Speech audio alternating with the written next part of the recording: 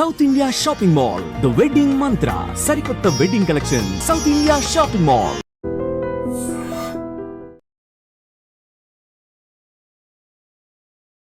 నమస్కారం, welcome to I dream. ధర్మ మార్గం విత్ విజిత కార్యక్రమానికి స్వాగతం.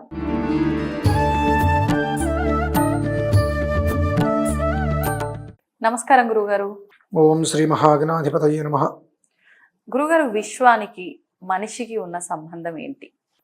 విశ్వానికి మనిషికి ఉన్న సంబంధం,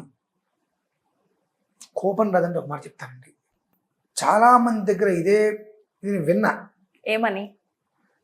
విశ్వంతో మనిషి మమేకం కావాలంటే ఇలా ఉండాలి, అలా ఉండాలి. అవును. విశ్వంతో మనం మాట్లాడాలంటే ఇలా చేయాలి, ఇలా చేయాలి. లేదంటే విశ్వంతో మనం కనెక్ట్ కాలేము. విశ్వము అనగా దర్పణం. అర్థమా?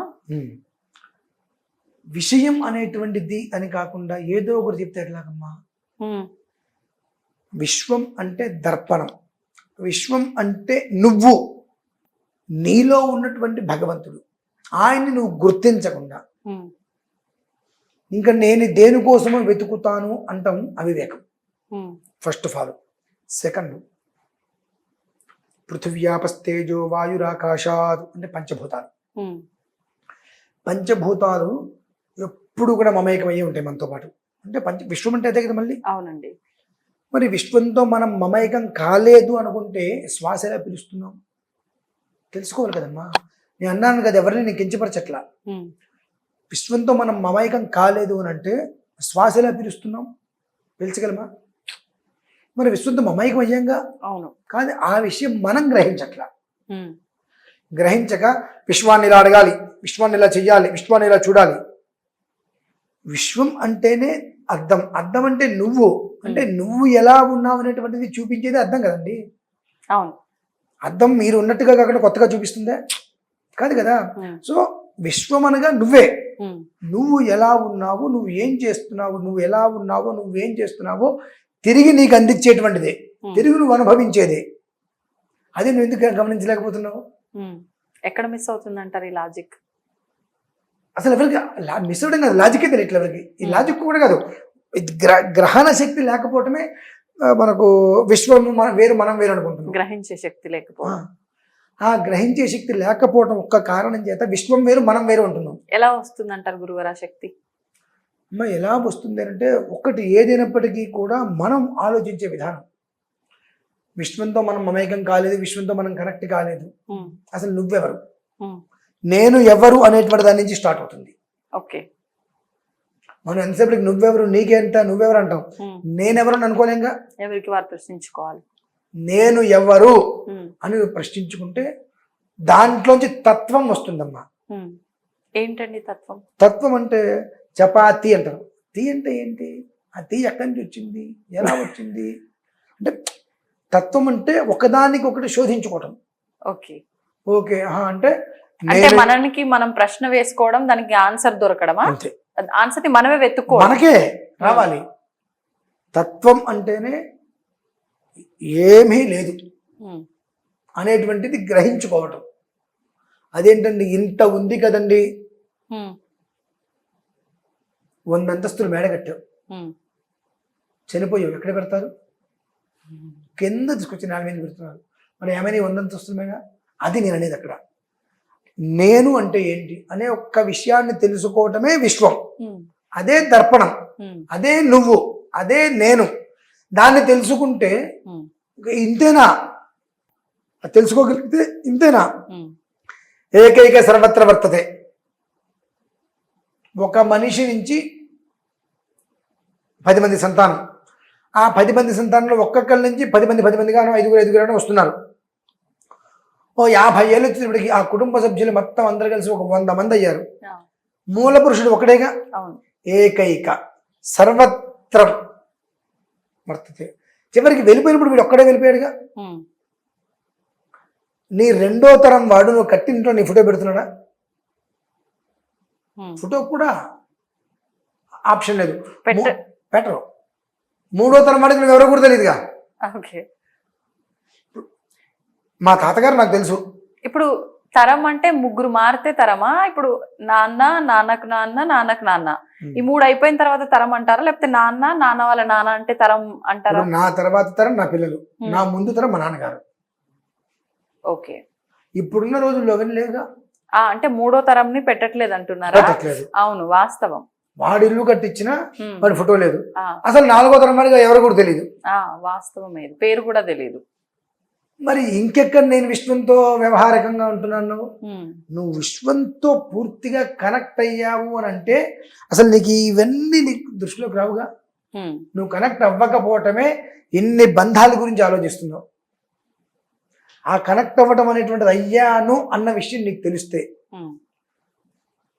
ఫ్లగ్లో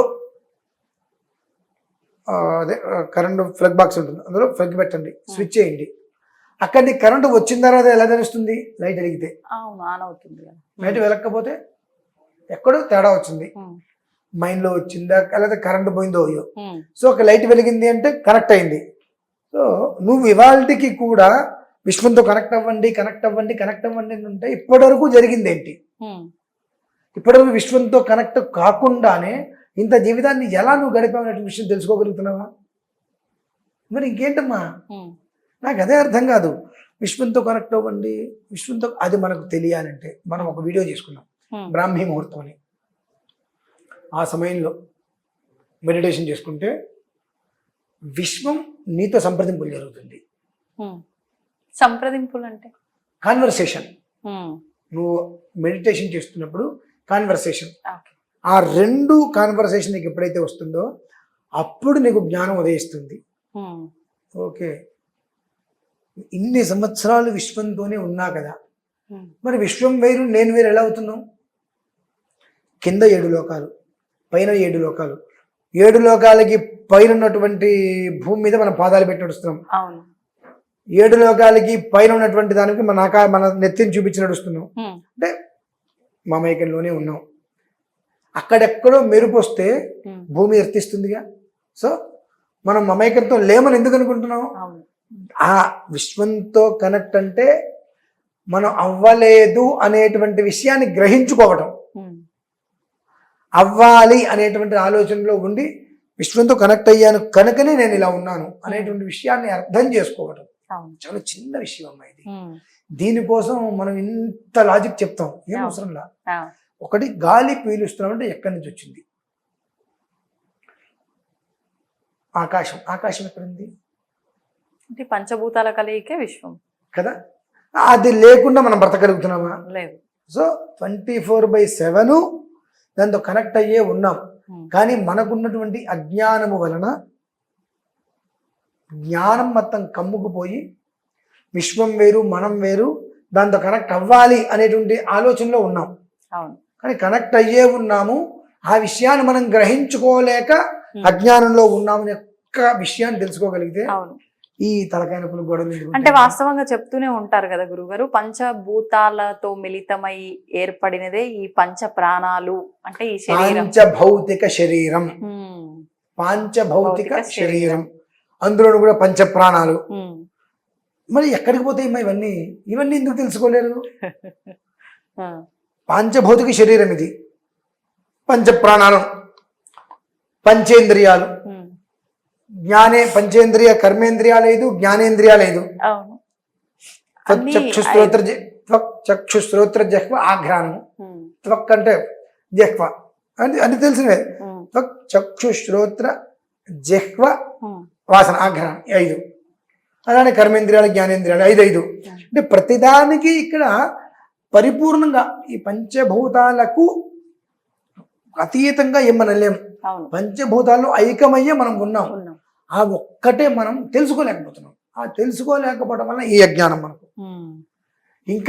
ఇంకా ఏదో చేస్తే మనం విశ్వంతో మాట్లాడతాము, ఏదో చేస్తే విశ్వానికి తెలుస్తుంది, విశ్వం మన దగ్గరకు వస్తుంది. ఇంతకన్నా ఇంకెక్కడికి దగ్గర వచ్చిందా అనే మనం గుర్తించలేకపోతున్నాం. ఇంకా ఏదో చేస్తే ఏదో వస్తుంది ఎలా అనుకుంటున్నాం. నేను కొన్ని విన్నప్పుడు అనిపిస్తుంది, విశ్వం అంటే దర్పణం, దర్పణం అంటే అద్దం. అద్దం అంటే ఏంటి? నిన్ను నీకు చూపించేది. నువ్వు ఎలా ఉన్నావు, మొహానికి చక్కగా అందంగా మేకప్ చేసుకుంటాం, ఇక్కడ మొత్తం హృదయం బాధగా ఉంటుంది, మనస్సంత ఆవేదనగా ఉంటుంది. ఇంత అందంగా మేకప్ చేసుకుంటే ఆ మొహం అందంగా కనిపిస్తుందా, బాధగా కనిపిస్తుందా? మనసులో బాధ ఉంటే ఎంత చేసినా ఆ మొహం బాధగానే కనిపిస్తుంది. అంటే నువ్వు ఎలా ఉన్నావు అనేటువంటిది నీకు చూపించేట దర్పణం, అదే విశ్వం. కానీ నువ్వేం చేస్తున్నావు అంటే అద్దంలో చూసుకోగా నేను అందంగా కనిపిస్తున్నాను అంటే అది రకరకాలుగా రాసుకున్నాం, ఏదో పెట్టుకున్నాం చూడడానికి ఎదుటి మనిషికి. మనం మన మనసులో అంటే ఎట్లా, ఎవరికేంటి, మనం చూడటానికి మొహం అందంగా ఉందా లేదా అనేటువంటిది మాత్రమే మనం అద్దంలో కూడా. ఇంకొక విషయం తెలుసా అండి, మనల్ని మనమే మోసం చేసుకుంటున్నాం. అద్దంలో చూసి అందంగానే ఉన్నా, అందం అంటే మనస్సు, అది ప్రశాంతత లేదా నీకు అందం ఎక్కడి నుంచి వచ్చింది? కానీ దాన్ని పక్కన పెట్టేసి ఎదుటి మనిషి దగ్గరికి మనం ఏదైనా దేనికైనా వెళ్తున్నామంటే ఆ మనిషికి మనం రూపేచ సౌందర్యం అనేటువంటిది ఉందా లేదా అనేది మాత్రం చూసుకుని అందంగా ఉన్నాం అనుకుంటున్నాం. ఎవరిని మోసం చేసావు? ఎవరిని మోసం చేసావు? మనల్ని మనమే మోసం చేసుకుంటున్నాం. అందులోంచి బయటికి రావటమే, అందుకని ఏం లేదమ్మా. అంటే లోకులు కాకులు కదా గురుగారు, ఆ మాత్రం మనని మనం మోసం చేసుకుంటున్నాం పక్కన పెడితే, ఆ మాత్రం పైన ఆకారం కరెక్ట్ గా లేకపోతే మన అంటే వస్త్రధారణ కానివ్వండి, మన అలంకరణ కానివ్వండి, 4 రకాలుగా మాట్లాడతారు కదా, మళ్ళీ అదొక పెద్ద తలనొప్పి. ఇదే అండి నేను చెప్పేది. నువ్వు అందంలో చూసుకుంటే నీ మొహం మాత్రమే నువ్వు చూసుకుంటున్నావు, కానీ కళ్ళు నువ్వు గమనించట్లా. ఎంత అందంగా తయారయ్యి అద్దంలో జాగ్రత్తగా కళ్ళను చూడండి, మీ మనసులోని బాధ మొత్తం కళ్ళు మీకు కనిపించేస్తాయి. నేను అనేది అది దాచేస్తున్నావు. నిన్ను ఎదుటివాడిని మోసం చేస్తూ కొద్దో గొప్ప నీకన్నా వస్తుందేమో, నిన్ను నువ్వు మోసం చేసుకుంటే ఏముంది జీవితం? ఎదుటివాడిని మోసం చేయమని కాదు, అది వద్దు. ఎదుటివాడిని మోసం చేయడం అంటే ఏంటి? మొహానికి అందంగా వేసుకొని నీ లోపలి బాధను నువ్వు దాచుకొని వెళ్తాం. కానీ నువ్వు అన్ని అందాన్ని చూసుకోగా నాకేం బాధ లేదు నువ్వు ఫీల్ అయ్యి అక్కడికి లేదన్న విషయం వస్తే కళ్ళమ్మ నీళ్ళు వచ్చేస్తున్నాయిగా. నీ అందం అనుకున్నది అందమంతా ఏమైంది ఇంకా? సో లోపల ఉండేటువంటిది అందం, దాన్ని చూసుకోవడానికి దర్పణం. దర్పణం అనేటువంటిది దర్పం కూడా ఉంటుంది. మనస్సులో బాధ అనేటువంటిది నీకు దర్పం రాదు. ఆ బాధను తొక్కేయాలి, లేదంటే వదిలేయాలి. దాన్ని నువ్వు మోస్తున్నంత వరకు అది నిన్ను బాధ పెడుతూనే ఉంటుంది. దాన్ని నువ్వు పక్కన పడేస్తే అసలు నీ దగ్గరికి రాదు. అది కదా దర్పణం అంతే. అవి తెలుసుకోవాలమ్మా.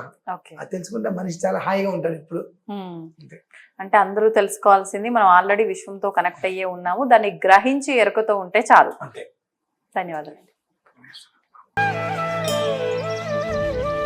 తవ్వండి, తవ్వుతూనే శివలింగం సరే దాన్ని అట్లా కప్పేసేయండి, చూపించదండి. Krishna is there. మూర్తి పూజ కాదు, సాక్షాత్ బ్రజేంద్ర నందన భగవాన్ ఉన్నారు మూర్తిలో. ఏమీ ఆశించకుండా ఆరాధించే వాళ్ళు కూడా ఉన్నారా ప్రభుజీ? నిజమైన భక్తి అంటే మనకు తెలియదు కాబట్టి